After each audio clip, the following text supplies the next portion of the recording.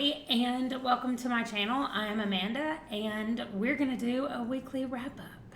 I have a different background because I have moved my desk. So my desk used to be here, and you could see I could see the map behind me the whole time I was filming. I could see the map on the wall, and so I looked at it all the time when I was talking about locations or anything like that is in the United States. And anyway, so I moved my desk and now it is behind me, at least for right now. I kind of have my computer turned, but anyway, that doesn't matter.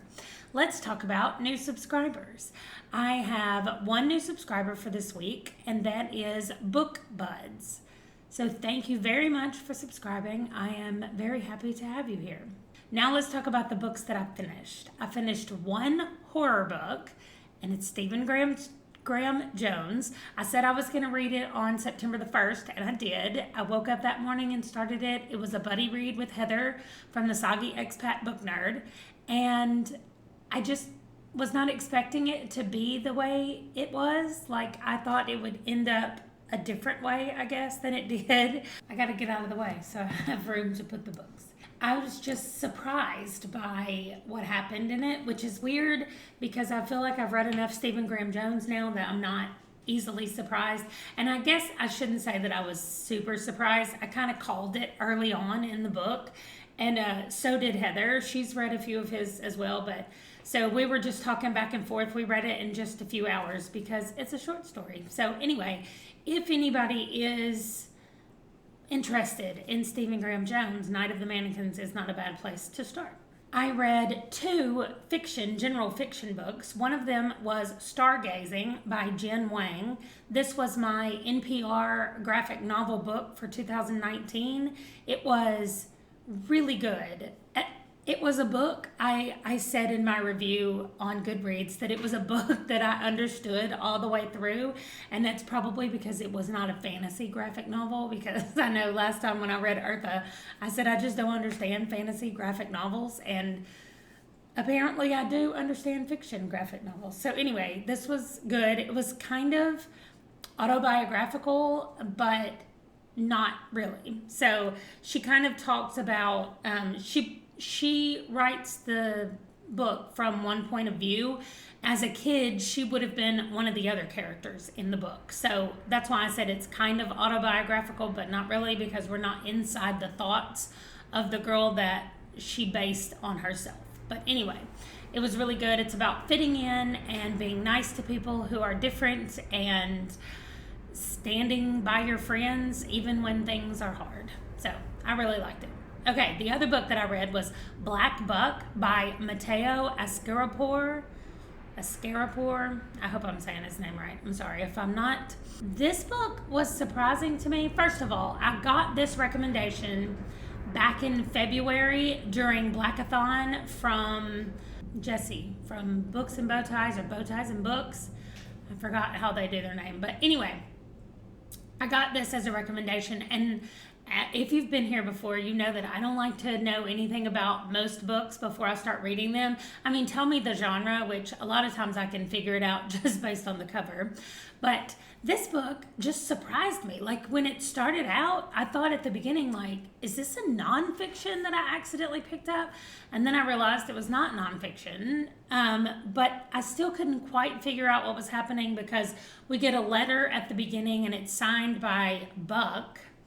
But then we meet the main character, and his name is Darren. And I was like, is this not the same person that we're learning about? And we are. And so it's written as a letter that Buck is writing. Well, not a letter, but like a book that Buck is writing to the reader. And so a lot of times he's like, reader, like he addresses who he's writing to. So it was just really good. Like, it had so many more themes in it as the book went along. I was like, oh, this is what this is about. And then other things would pop up and I'd be like, oh, that's what this is about. We have a dog who wants in the video. Django needs to say hi. I don't know why it's only when I film these wrap-ups that he comes over here and is like, I need to be loved. So, okay. So then I read one historical fiction book And this one was for school. The boys and I did it for one of our history books, but it's called The Golden Goblet by Eloise Jarvis McGraw.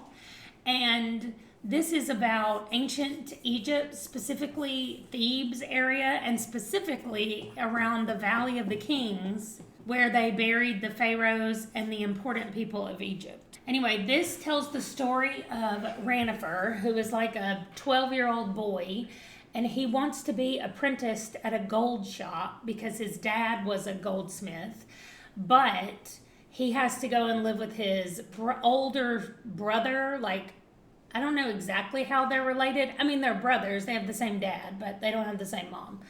And he has to go live with him when his dad dies, and he is a stonemason, a stone cutter. And so he makes Ranifer go to work in the stone cutting shop, which Ranifer's really sad about because he wants to do gold work. So we spend the whole book with Ranifer trying to figure out a way to be able to go be a goldsmith apprentice. And it was just a really good book. It's got some really cool historical things in there about the tombs and the Valley of the Gods and how the stone cutters work to create the tombs, and then how the goldsmiths work and all of that. It was really good. I liked it. And it had enough like intrigue and mystery and suspense that, I mean, you were kept guessing for a lot of the book, and I really liked it. Okay, apparently she saw Django up here, and she decided she needed to come up here. I guess we're just going to have dog problems, so I'll be back. Okay, this is the second time recently that I have started filming, or that I have been filming, and then it wasn't filming anymore. At least I didn't record too much, not recording. Anyway, back to where we were. I'm sorry. The two fantasy books that I read are The Arm of the Sphinx by Josiah Bancroft, and this one was book 2 in the Books of Babel. I liked this a lot more than I liked the first book. The first book, though, my problem is mostly with Sinlin himself, Thomas Sinlin. And this book just didn't have as much of him in it. I think that's why I liked it better. And also, it had a ton more of the other characters, some that we met in book 1 and some that are new to this book. I really liked it. I mean, of course, it's called The Arm of the Sphinx, and we met the Sphinx, and I really liked the Sphinx. So I liked the character of the Sphinx, and just all of the other new characters that we met. I really enjoyed this book. And there was one element that I don't love, which is totally just a pet peeve that I have that other people seem to like based on their reactions. So it's just me. But that's the only complaint that I have. And the other book that I read was The Dark That Dwells by Matt Digman and Ryan Roddy. I loved this book so much.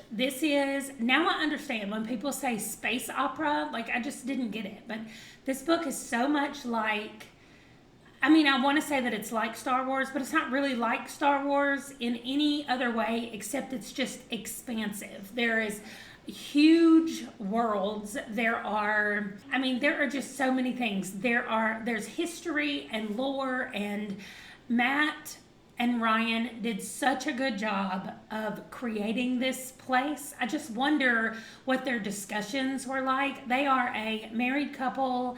I think they just had a baby, and they're working on book 2, and they're also emergency room pediatric doctors. So I feel like their life is probably really busy. But anyway, in the midst of all that, they have written a great book. This is an indie published book, and you cannot tell it. Like, there are a lot of times where I'm like, oh, that phrasing, when I'm reading other indie books, there are certain phrases, or, there's certain words left out, like just little editing things that I'm like, oh, this is an indie book. But This one, no. Like, I didn't feel like there were any of those issues. The characters were great. We had so many characters. My opinions of these characters changed so much from the beginning to the end of these books, with just about every character. There were some of them where I was like, oh, like I couldn't even, and maybe it's because they're doctors, but there are maybe some trigger warnings for some torture scenes in here, because that doesn't normally bother me, and there were a couple of torture scenes where I had to like just turn the page and kind of squint until I got through it. I just could not. It was graphic. And so anyway, if that's an issue for you, maybe just skim those sections as well. It doesn't do anything to the overall story for sure, but it was just such a good adventure, and I feel like I know these characters, and I am so excited for the next book and to see where they go from here. And it says that Matt and Ryan, I went and looked at their bio. It says they live in Alabama, and we just found out that we're moving to Alabama. So I'm excited about that. Not because Alabama's so small that we are for sure going to know each other, but I just like it that we'll be in the same state. And that also Matt is originally from Arkansas, as am I. So anyway, that's all the books that I read. Now let's talk about what I'm currently reading. On audio and in person, I am reading The Talisman by Stephen King still. This is where I am. And I'm reading this as a buddy read with Andrew at Get Right On In. And we're going to finish this week for sure. I mean, we only have a little bit left. So we're finishing it this week. I'm also reading The Rave by J.R. Trask. This is more sci-fi than I thought it was going to be, but also it has a huge fantasy elements in it. And so I really like it. It's a really good book, and I'm only like on chapter 4 or something, and I'm already hooked. So I can't wait to see where it goes from here. I'm still reading Where the Forest Meets the Stars by Glendy Vanderrod. That is my in real life book club book. And I'm reading The Beautiful Country in the Middle Kingdom by John Pomfret. This has been on here for a really long time because it is really a really long book. And it is about the United States and China and kind of how that relationship has changed and switched through the years from the time that America became a country until the present. So like now. So it's really good, but like I said, it's really big. So I'm reading that slowly, but I have been picking it up more and more this last week, and I should be finished with it in just a couple of weeks. So what am I reading next? When I finish The Rave, I'm going to be picking up Traveling Shoes by B.M. Burns. This is a carryover from last month, and it was originally a recommendation during Blackathon for a mystery, and so I'm excited about that. And then I'm also going to be reading, when I finish The Talisman, I'm going to read The Eyes of the Dragon by Stephen King. That's the next book in my Dark Tower journey. So that is everything that I have. And if you're reading any of these, or if you've read any of these, let me know. I would love to talk about them. Also, let me know what you're reading down in the comments, because I would like to discuss whatever it is that you're reading. Thank you for watching, and I will see you in my next video. Bye.